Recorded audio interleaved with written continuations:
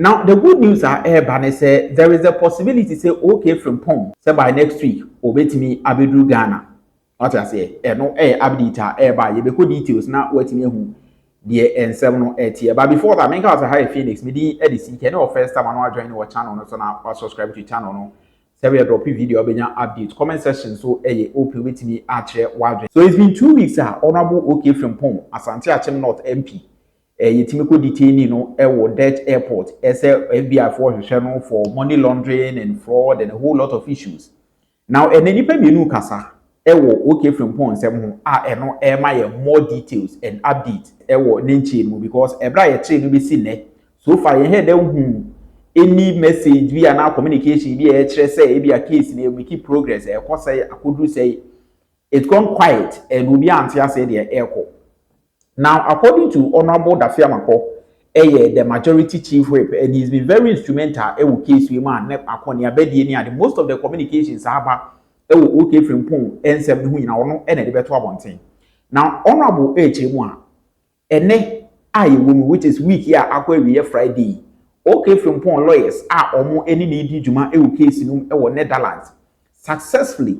They filed bail application or a request to say yebema okay Frimpong bail. Wetimi aba Ghana abedi ni juma na investigations etimi akọ. So now according to Honorable Roxanne Afia Mapochirima, ne nkomodi a wedi ne niam a oye ye ne kire say there is a higher possibility say by next week Honorable okay Frimpong ebetimi anya bail na wabefie based on the juma odi for Ghana as a country. Into when you be or running the risk, as a obey running away from a justice and also be a fugitive of justice, said Omukano. It based on all those conditions or market cabo watch as a young country Ghana for Monte as I say, okay Frimpong lawyers successfully or my file the bail application by next week court ebetnase now or decided and all the factors or my Ghana say the possibility say okay Frimpong with me by next week high. What's our case in investigations able to me across Farouk have so kasa because 2 weeks in the and some also behind the scenes. Now Farouk my entertainer who be any some twists and turns via also behind the scenes. I speak to this matters with some reservation. It's not easy to have my caucus member. If you understand the work of the chief whip, the welfare of members. It's your responsibility. It's your responsibility. So, but let me commend my leader for the leadership that he's given so far, the Honorable Mahama. So the update is that the families were also with me, I believe, last Friday. They also got some updates. So the lawyers have successfully filed for his bail today. Okay. They filed a bill today successfully. And so we are praying that they'll be given a hearing sometime within the week so that the bill hearing can be expeditiously conducted. Every support that we can give from Parliament, we have given. The government has also supported the foreign minister has been able to coordinate the work of our ambassador to The Hague, Ambassador Edison, in trying to support and offer him every assistance and courtesies that are available so that he can competently defend himself in the preliminary hearing in terms of the bail application. So that's where we are. But where is he now at the moment? Is he still in Amsterdam? Yes, he's still in custody in Amsterdam. And so the hearing will be done in the Dutch courts in The Hague, in Amsterdam. And the update that I'm giving now came just about an hour ago. The successful filing of the bail application. Because we knew that today it will be done. But why did it take that long? It's been 15 days. These are legal issues. See, people, when I spoke, people said, how is it possible that you can arrest somebody with that? Look, things are not uniform in the world. Things are done differently. And if you look at the warrant, it's a very terse warrant. Terse, Just like 1-2 paragraph. That's all. Hasn't disclosed any. Look. So, but he's been detained as a result of that. Do you understand? And so, but luckily, fortuitously, the bail has been successfully filed. I think that's where we are by tonight. It's been done. Tomorrow, I intend to brief the old man and brief my leader and the clerk that this is where we are. And tomorrow is not, I don't know whether it's a holiday in Holland, even though it's Eid.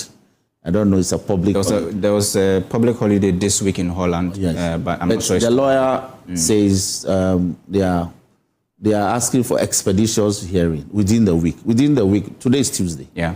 So if they are granted that application, then it means by Friday, we should be hearing some news about the outcome of the bill. So I want to use this opportunity for to pray the entire nation to remember my brother Ohene in their prayers.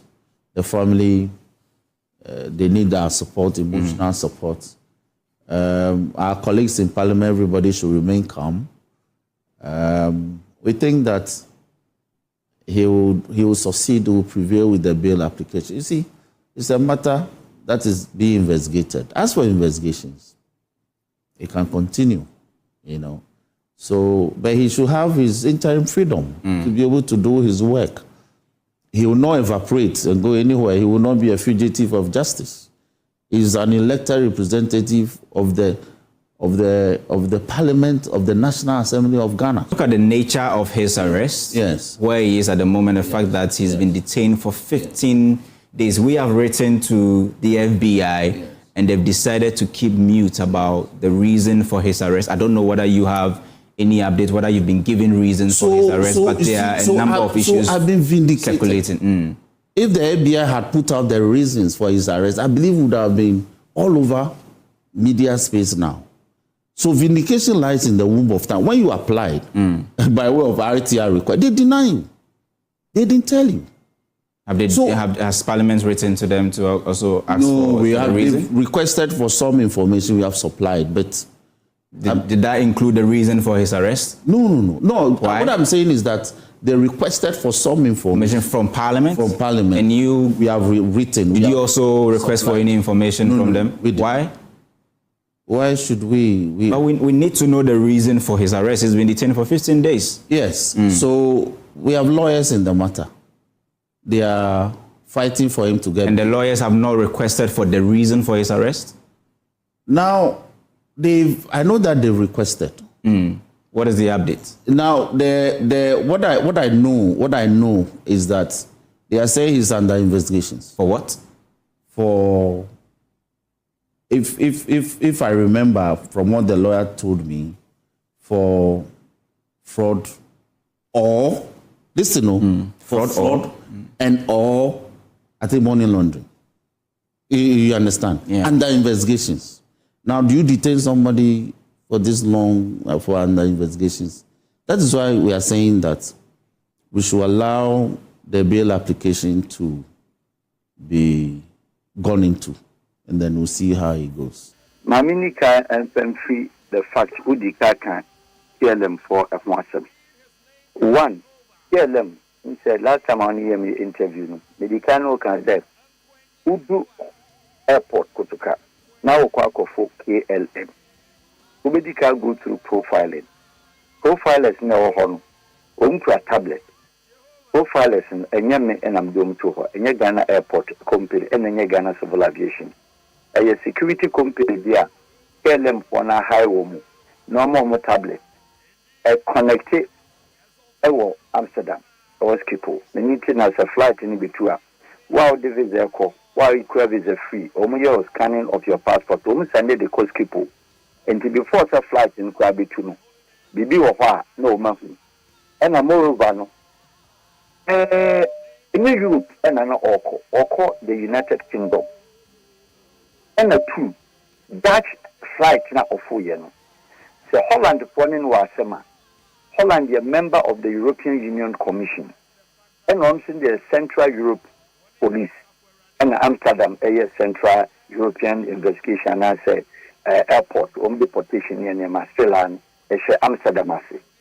Now, you will be there for UAE, European Arrest Extradition Warrant. That European Extradition Warrant, Holland was a signatory to that. Nipana over European Union, Nimono, and our territories of Europe, first point of destination, either transit or arrival. Or European citizen, I believe, said Mr. Frimpong, Manu Dutch passport and a German one. Into Unkwa Enibi.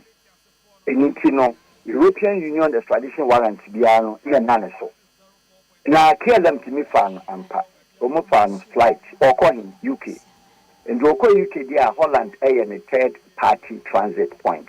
The first, Ghana review free, and the second one, Nankasa, and final destination, which is UK. America for UK over 116 different types of extraditions. I don't know sign. It is a nani panel our issue. Na America, you say FBI for AMPA, Omo monitor, Omo dinechi, EBC bench warrant. You better hope. And think the best place I am saying Kumkujan Kwaku in the UK. The best place where I say West former free UK, Omo dinechi. I'll be fear or them hotel them Nanka or my then or my flag warrant you when I knew. I want he's within Europe or within UK. I want within UK say meaning so you British citizen and also a British resident permit. Or British resident permit there. Then UK authorities can now try to find a way only American form a extradition agreement and also extradition pact. Even the extradition, you were the treaty no ho, and your agreement no ho, and you were the bilateral one or you the multilateral. And you a sip bear and 9. Yes, a country to country treaty no ho, a country to country extradition agreement no ho, and you were the bilateral one that you can request or invoke or ask in that request. Now, say. One, Holland and also Union Kwame Frimpong. Two, Kwame Frimpong, on your Dutch citizen. Three, or a Ghanaian citizen. Or a member of parliament sitting into a certain category of, call it VIP of this country. And require, if not anything at all, diplomatic passport, and the young say immunity castle. So to kind private and no to kind legal official. They still holding the diplomatic passport of Ghana. And in that case, a certain requirement to be our stopper as we are there who follow. And your friend is streamlined procedures. Streamlined procedures, and they say that's for no support. Only Ghana, our agreement there be only bilateral agreement to be our SWAT crimes. Can be to say a murder, penalty, death penalty. Can be to say and crowd will be in Sarkodie. Now you need to be biasa on a crime anymore. And there is a difference to say on the case, when you're convicted in America and when you're convicted in Ghana. So I convicted in America, convicted in Ghana and you're penny there, and Ubercat your friend work criminality into your Shano.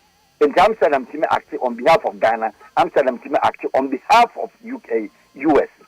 America, any Ghana now you're convicted. Then he's being held up over accusation. And if you are stopping on accusation, there accusation in any case cannot and can never stand the test of extradition. Auntie means standing the test of extradition. Into the Western KLM, any the Dutch government and the Skipo, any Amsterdam Bayani said, they have two options. One, deport back to Ghana. We deporting to America because your American passport you can win American, win free America. And not deporting a country of departure Ghana as ordinary.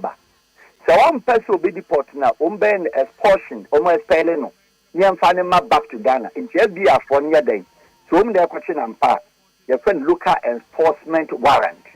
FBI in this regard, when you're Dutch police, when you're European police, and when you're a member of European Union. And a crime also any a crime.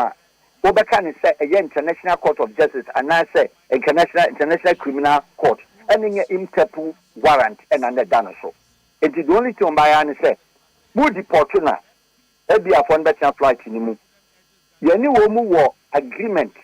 Enya agreement ni womu wo MOU e ukruma. And the government flight and so.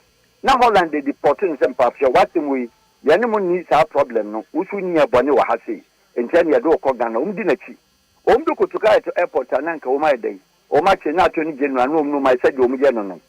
And now to sister na ka wo di na free akọ America no. Wo di na free akọ because in that case Holland best practice what diplomatically called a surrender. You only a bonnet. Most of all, man, fat can be a master, you're convicting Wojani. More the accusation about the Ayapamacho. Young man, young fan mamma, and young fan ma UK4 because UK4 for request in my. And surrender to Ghana. Near the enough for transit, near Nako to departure gate. FBI for moment transit. Monfa hank of rooms and the Bamam by jurisdiction. Monfan track them will say when your flight race. We didn't do Ghana no more process to call them a Juma. And now say KLM so came Mr. Frimpong. Who case be able to her. Yamu near Samoha. When your Banua until your flight are found. You deport no more deport. Now American father Genoa. And now say other way run say yes, tradition won't mean issue. Now Kwame say we extradite to be the gravity of the law country now than a corner. And no law so hot.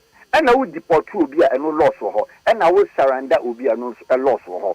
In Tennam Sanyama will be in Tino.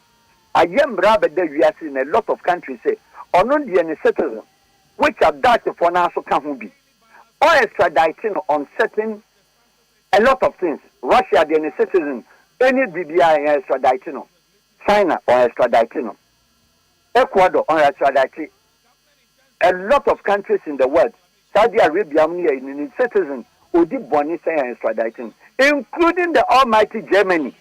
Including almighty France, including the Dutch government said, say Nipa of Ghana no kukum Nipa no Januko Germany. Even the death penalty, they will never extradite their passenger, their national. Into Mr. Frimpong, the Edwin said, Nami no me last time you interview, Nami paid to say, Omo court said the Okwam no pan 48 hours, you didn't court. Yes. You didn't quit, say Yantishi. Why I Yantishi no excess? European lawyer Bia Mr. Frimpong now said Ghana Afia Manu.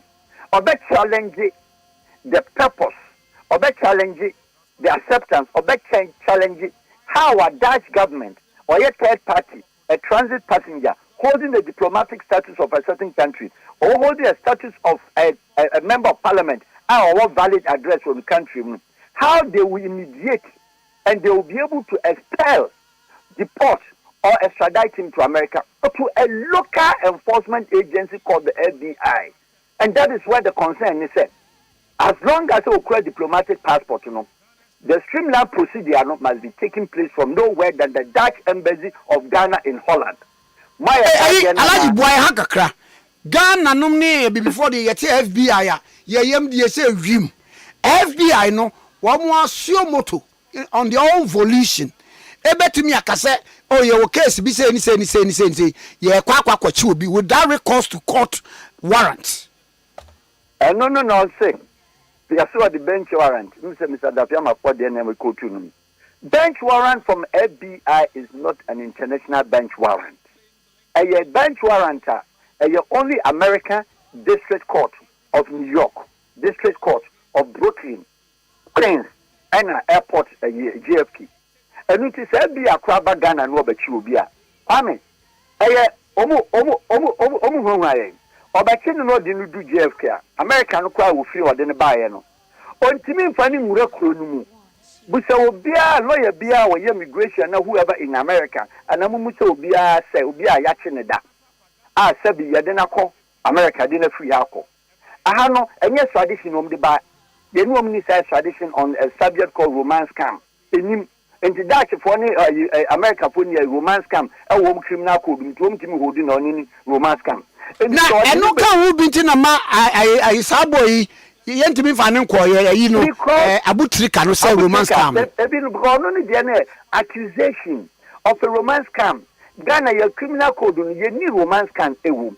America for an introduce you, and no man invoke into a bar attorney general officer, or say, why your request for not extradition, the attorney general on correcting the files. Not foreign ministry, your treaties now, your extradition treaties, no agency, no ministry has it done. Excellency, honorable to office. foreign affairs should be able to tell Ghana and bring to Ghana Parliament. And I'm cases na urban intino. You all the extradition treaties in the country be our. You all the protocols in the country be our. You would their request on MOU. You would their standard bilateral extradition pact, bilateral multilateral extradition pact. The countries be any visa maybe. And you know, so many do we are airport one JFK airport one kwana FBI to Addo. So I'm from the next sitting. It is a flight you could do an ajo. An American court upon no one started an opanaya. Only keeping within the airport day. Because American government, the judge will look at that and say, I'm a room. Into a denoco court, I said, FBI for now, Monsieur Mabachino, Ekosiisen request. And FBI Chubia, so Mupompo without visa, only to me for no call. And FBI betche Kwame Nkrumah tikesewa. Yes. Say the make America. Wamanu so bambo my fosi and flamenco. Yes, and one kwa give mami. Pacho Kwame 1,000 times, no matter how the gravity of the crime no.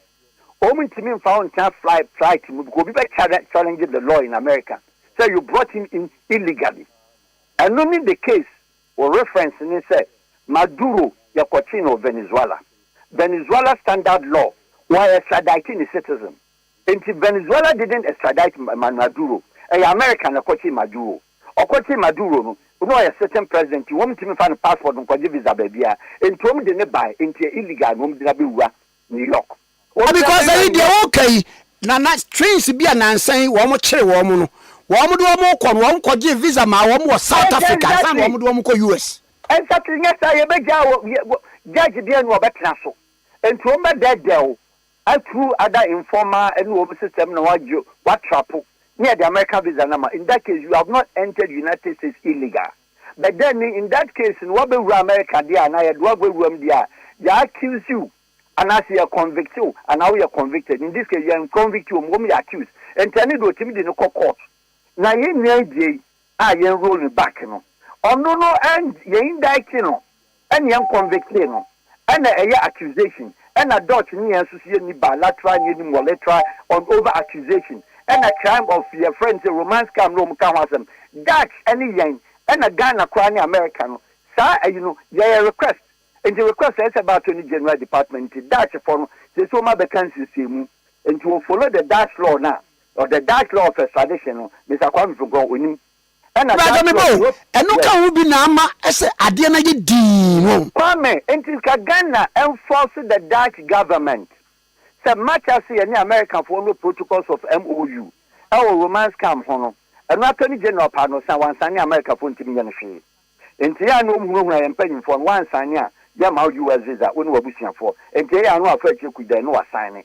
Until I also saw this even the money on normal. And this for that signing. Near no agreement in India.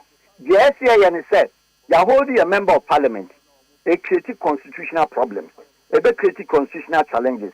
It created costs for the election and a whole lot. And today, so we said, Monfred Dutch for the now review. Near people near review your new agreements. You know more third party agreement of a crime unjustified. You know more third agreement of a crime, a suspicion, and answer accusation. You know more bibis as home to me extradite a citizen at the no and home deportation at the no third party. No.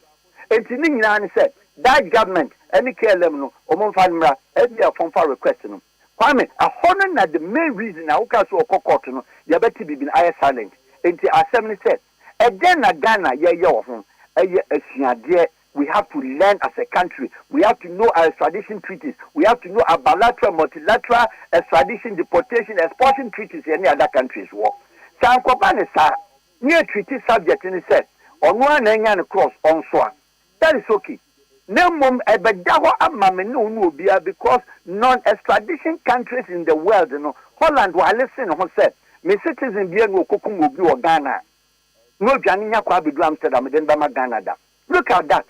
Germany ayebi, France ayebi, China ayebi, Russia ayebi, Ecuador ayebi, Saudi Arabia, Emirates, womu kwa na debi ompa chicha no. Emirates won fan citizen komo bia. Enti ko ba ni send your citizen there. Wafu obi pay. Now your customer, now your client, now your passenger. Now wo twam, wa man afu play now du ho wi a. Se na FBI for our requesting the Amsterdam Schiphol Airport and the Dada. It means documents had already been facilitated. Kwame, in this regard, holding him and now paying the FBI, a local enforcement agent, all by seeking the international law, all by go the requirements of the international law, because that's one country, human rights will lead the whole Europe. Until you must be able to convince the Dutch court the FBI and Pamedene court. Last time in my case scenario, Switzerland was extraditing the citizen on any crime of the world, unless or surrender. In that case, so who's a legal procedure, and the case exceed 1 year sentence, and Robert surrender. Now, Omakasom Koche Seblata, when him they sell him they see, let's procure the catch FBI for Sedan and Dimba Kuma. How much FBI for Sedan and Dimba Kuma? Or if you want me to Seblata case. Yeah, me kai pa. So we run Kofi for office through agency. Some Kwaku Seblata because no match the Caribbean representative of the FIFA, our America. But no American passport where a Canada citizen. But Seblata no. Since it was a one for one, the animal extradition treaty, Emra, Ebiniho. 2, one for the animal bilateral treaty on arrest warrant, Emra, Ebiniho. Multilateral Sudiana Ebini. ICC never chin Debbie. ICJ never chin Debbie. Interpol request Debbie. Him for what's a local enforcement agency. Yes, you will do her. And young local enforcement agency is CID. Young said, ne, Ghana CID. Madam, no, now, we see a Ghana form a baby doing someone near Johnny, across other countries. Ghana CID, in fact, warrant, bench warrant, you're court, one fan cost or court you America. You're better national. You bet you will see the coronation because only in that treaty. You see, coming international diplomacy, and you'll be a feeling, and you'll be emotions, and then you'll be a thinking, and you'll be a wisdom, then you'll be a knowledge. It is a standard practice at that home. And the Papani Diana at that home. Some of us are speaking not because we want to talk.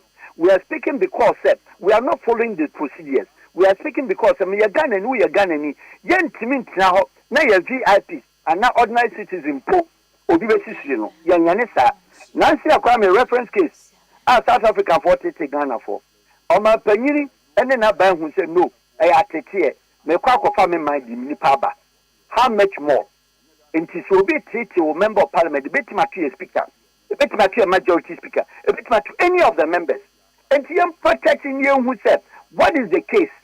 Yanchin with Yaman Ukraine, Yanchin with anything. On accusation, you need any extradition agreement with Ghana, Holland, and America on any accusation. And until Kwame, I yet ding. Ama and to continue so holding the man in Holland, it's also against his human rights. It's also against the international law. They haven't been able to validate. Say, we're wanting the action and medical say. So we read the issue of romance come the Torah and Yajimo Dutch for Bijano. And it is a an interview or say they've accused him of money laundering. Money laundering because I need your drug criminality. Ghana, money laundering to Holland to America to and the so many money laundering, but then you must prove which of the money laundering were engaging in affecting Holland, affecting Ghana. And our crime, our Ghana, and a romance comes here indicted in Yawa. Ghana association chain on romance camp and 20 introduce the drug criminality. You see, when it gets to Europe, the law is very clear. And they have to simulate it, they have to because the European Union was right. So, the European Union court, who are raising an issue against Holland for maltreatment of a certain citizen from a certain reference case. If you are very cautious, Ntimasman said, Ghana should, without delay, Minister of Foreign Affairs, your treaties, your bilateral agreements, and to say, when you are naive, you fed the Dutch embassy near Musano through the diplomatic corps, and your arrest, and yes, we invite Obra, and yet the whole parliament in Obra, speaker with his privileges committee, 8 million share. Asempa in Ekosiisen, again Ekosiisen. We want to know as parliament where we stand as far as our member of parliament is concerned. Kwame, and one question back up. Not Dutch ambassador, yes.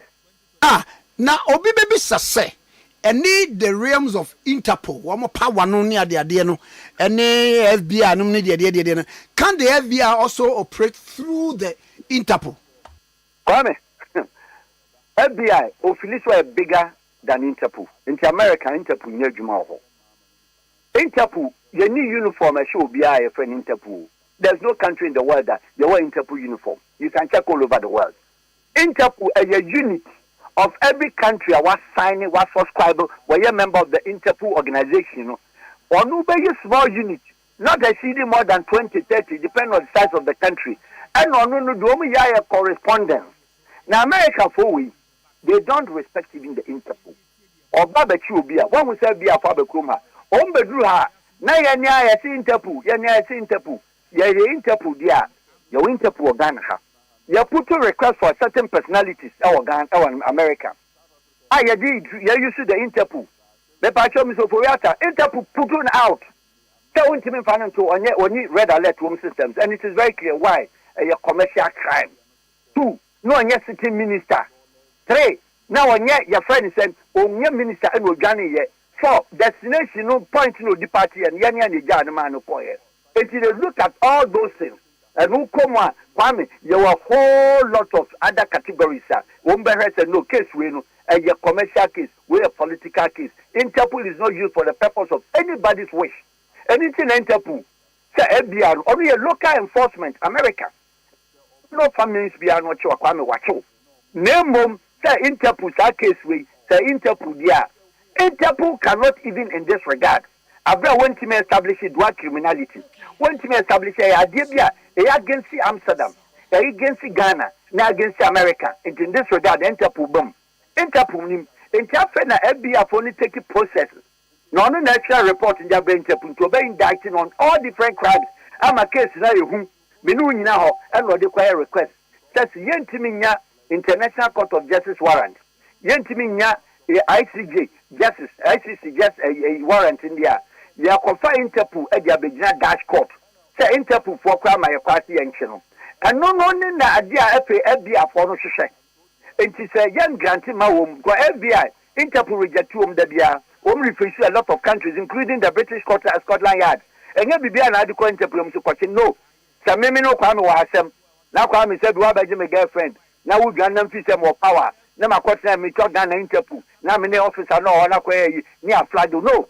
Yes, Parliament is almost say, Omuja Juma, my dear, I may say, Omunqua Interpol, Effeh, Kwadwo, 10,000 CFE, Untia more. Yama Ghana ambassador, through the request of Parliament, Emqua Interpol headquarters, Abidjan. Omunqua says, yeah, and the Paris, Utia 10,000. Namofa Nijin, the date of birth, the BBA, so a member of Parliament, Yachino Amsterdam, Yabibisa Interpol, which is a free information Interpol demand. No, Mumusa said, Interpol or the unwanted list is nothing attached to him. Your case scenario Interpol. Now then we are dealing with the local law enforcement of FBI against the Dutch police, against the Ghana. And today, what's the questions I'll be being I'll summarize for you, said Ghana, ye dear Winshamo. And a Ghana Susuno, Yamaya Hukwine, Amasebi, and Kofi 88 years, which needlessly shouldn't be the case because at this point in time, the foreign ministry, the Attorney General's office, the Parliament, and the Ghana mission in Holland, they have the authority and they have to come in. No one can law. Some of us want to know the reactions of the government and the reactions of the international law in such matters. And sanitize it, the system, any arrest, no. Accusation is not something that you can be. You can ask for surrender. You can ask for beer. Your friend is just questioning. Because so we are extraditing and the sentence is different. And as a whole deportation and the sentence is different. And as a whole expelling and the sentence is different. Do we know all that? Into which of the laws? And you're dealing with the Kwame Frimpong case or Amsterdam. Which of the laws? Is he facing deportation or facing enforcement?